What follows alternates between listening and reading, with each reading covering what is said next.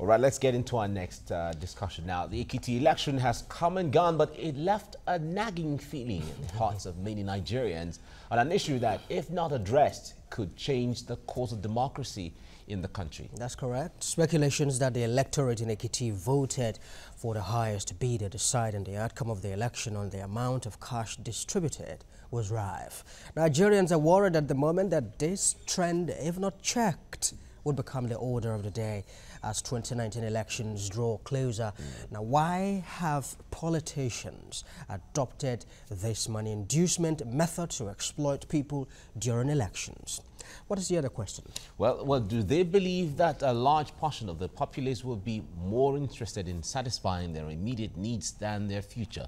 And will this become the driving force for voters to determine who will vote for during elections? Now, these are some of the questions that Nigerians would like to have answers to, and analysts are in the house to talk about this so we get to have a clear understanding of what is going on and how things should be. We have joining us the convener, My Vote Is Not For Sale, Adedeji Adekoya, in the studio. Good morning. Nice to see you. Yeah, thank you. Right. And we have the chairman of the APC Scandinavian countries, Ayola Lawal, joining us in the studio. Nice to see you. Nice to be here. And welcome home to Nigeria. Oh, thank you very much. Okay, let me start with you, Adedeji. Yes, sir. I know you monitored the election in Ekiti. Yes, sir. And for you to convene My Vote, certainly this was even before the Ekiti election. Yes, but how would you relate what happened in Ekiti to what your organization is about? Yeah, I like to say the Ekiti election was everything we're standing against, is everything we want to stop. It wasn't even expected to be that elaborate, the vote buying during the election, but then it came at us that people didn't vote for anything else during the election. It was just the money.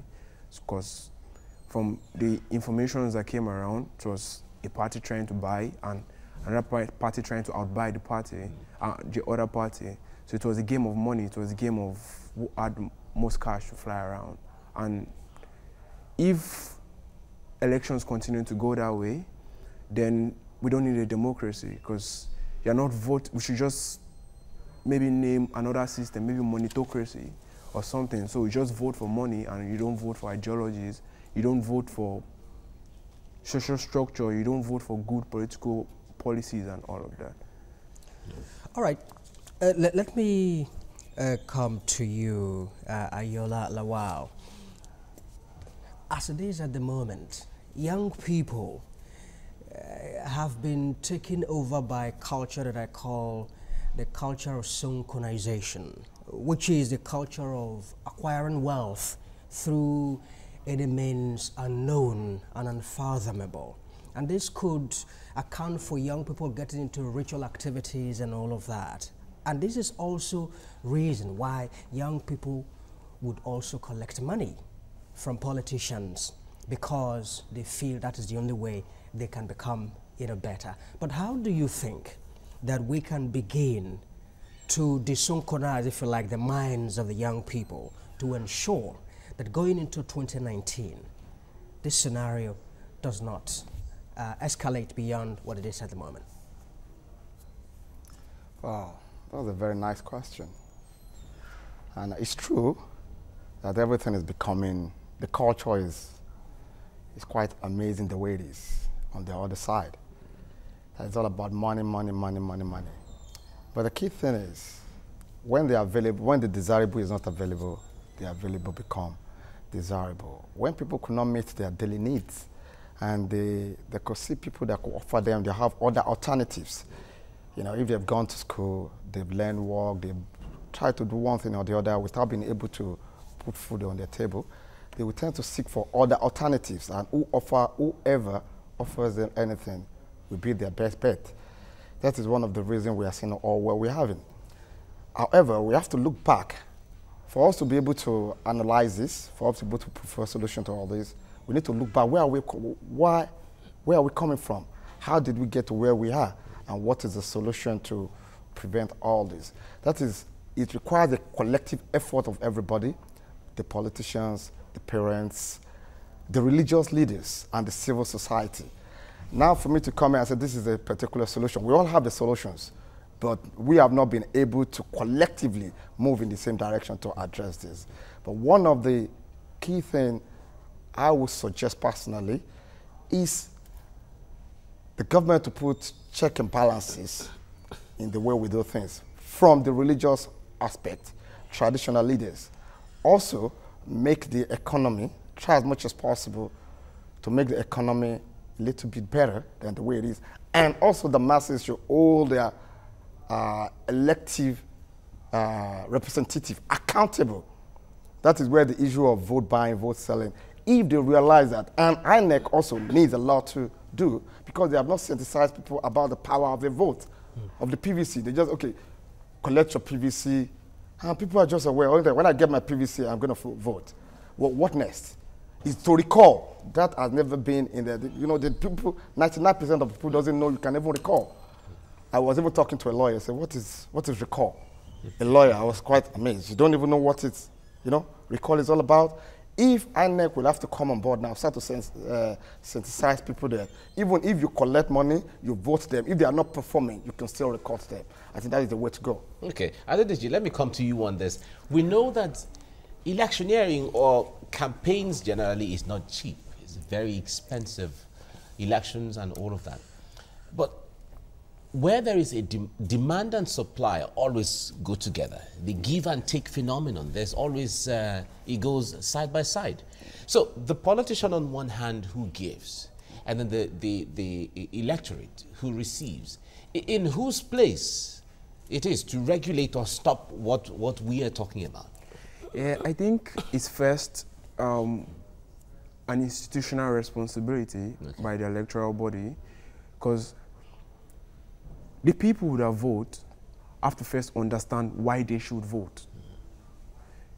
As it stands now, people just go to vote based on sentiments and emotional attachment or whatever you're having. People don't really understand what to expect from a candidate they're going to vote on election day. So we first have to start from there. The electoral body sensitizes people about what exactly voting means.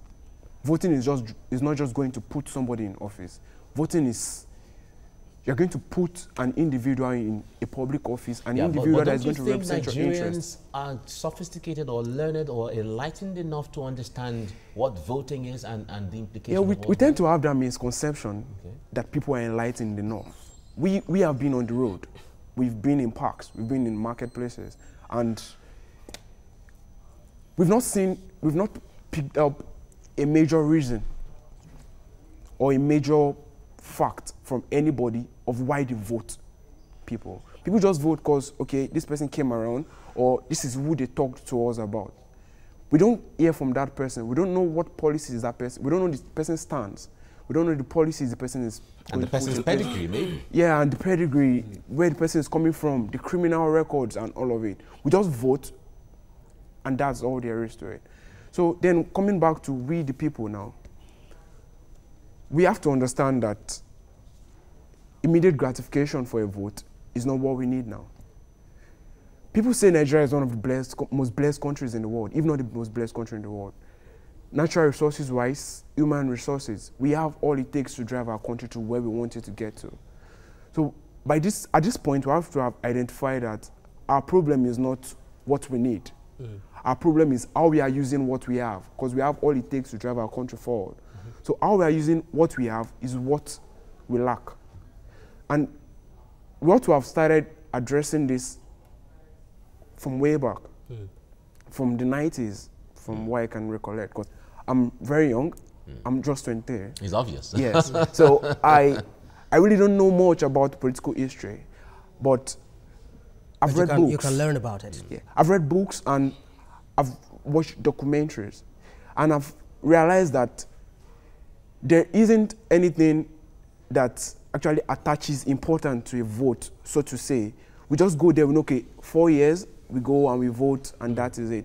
We don't ask questions after we vote, so we feel our responsibility as voters is on the election day and it ends on the election day. Obviously, all right, there's so much to learn about the political history of Nigeria, because in the First Republic, a lot of things happened, in the Second Republic and all of that. So I'm happy you're watching documentaries and you're reading all of these things to understand. Some of us were not even born at that time. None of us were born in 1960, but we are following to know how it happened and how it's shaping what we're doing right now. All right, Ayo, Lawal, well, the Independent National Electoral Commission, who is the umpire as it is at the moment, what role do you think that they can play in helping with the issue on ground at the moment, which is vote buying that we're trying to address at the moment? What do you think they can do to address this issue going into 2019?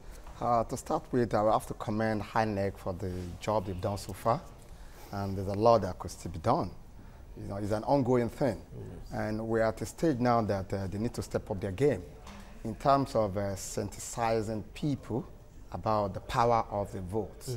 To buttress his point, and they need to have a strategy, you know, where they're going to monitor the activities.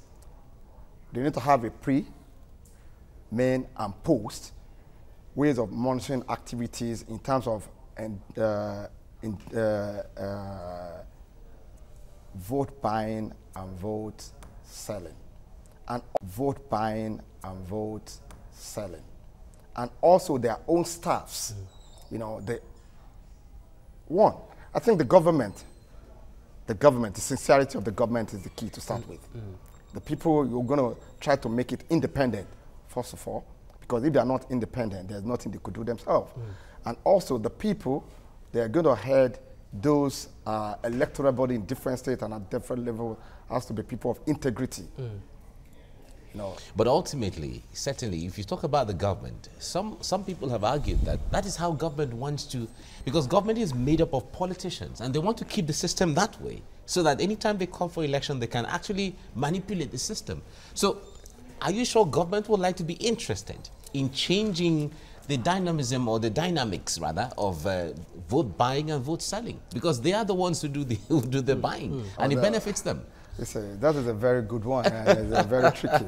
The reality, we need to elect leaders that are people-oriented and people-minded. Okay. People that need to sacrifice themselves for the betterment of generations and their countries and continents. Okay. Not just individuals. Let me ask you this. Statesmen, if you like. Statesmen. Yeah, exactly. Ayola, let me ask you this because we're trying to be cautious of time.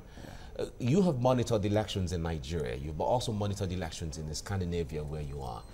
Based on all indexes in the world, the Scandinavian countries come out tops or best in every reading, any index of all kinds. Now, what are the factors that shape the pattern of electioneering in the Scandinavia that makes them, or that make them really stand out, different from developing or other developed countries? That's a very great question. And I think I need to repeat for that as a consultant. However, I want my country to be even better than the Scandinavian countries. And the key thing is, most of the leaders are people, they're country oriented. They love their people. They love their country. It's not about selfishness. It's not, you know. And the active citizens, you know, there's no amount of money because they put a peg on the amount you can spend on political activities. And people get engaged in political activities, not just by coming tomorrow. They are people of ideology. Right.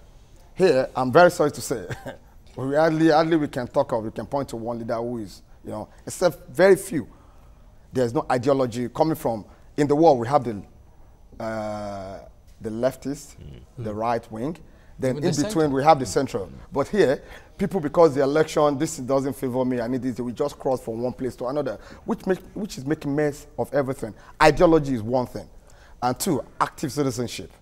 They're very active in the way they do things. And three, structures in place that will surpass any administration. It's not, they've built institutions, and the institutions, and they're trying to sustain and trying to make it better, not about being selfish and self-centered.